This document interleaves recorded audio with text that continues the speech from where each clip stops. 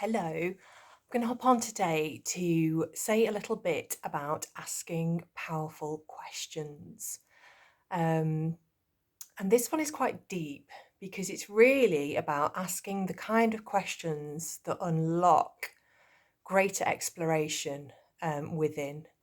I've been having quite a few conversations with friends recently about states of being, like particularly in midlife, a sense maybe of feeling slightly disillusioned, a little bit despondent, all the D's, a bit disconnected from yourself, even, which I think is completely normal in terms of the human experience, particularly when we get to this point in our lives.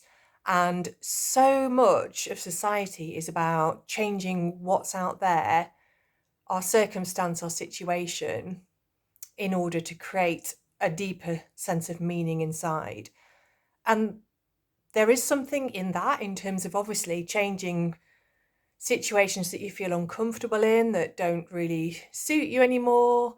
Um, and, finding something more aligned with what's going on in here.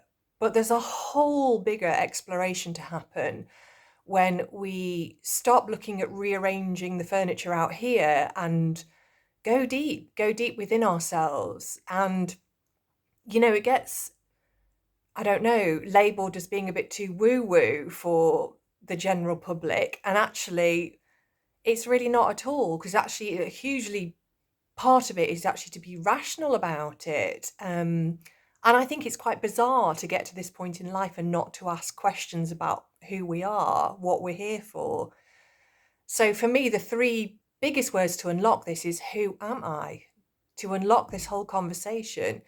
And we start off on a superficial point of like the roles, the identity that we have in society, the roles we play in life, in our families, at work, what we, how we show up in day-to-day life.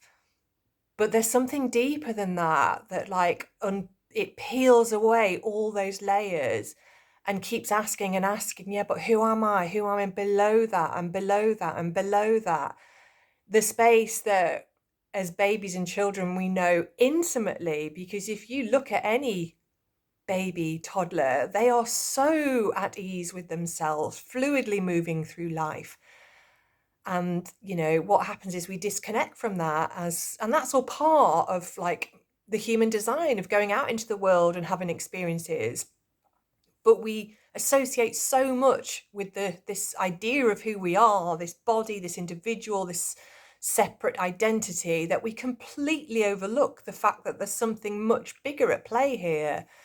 Of course, there's the framework of society, there's conditioning, and there's all that happening.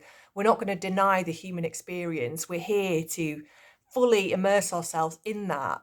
But knowing who or what we are massively changes the whole experience, completely shifts reality, because no longer are we operating as this tiny, limited, thought created sense of a little me, with all its conditioning, because there's potential to interact as something bigger and to almost witness that happening, still be the person, not like we're not escaping society or trying to bypass it and sit meditating on a hill, unless you want to do that.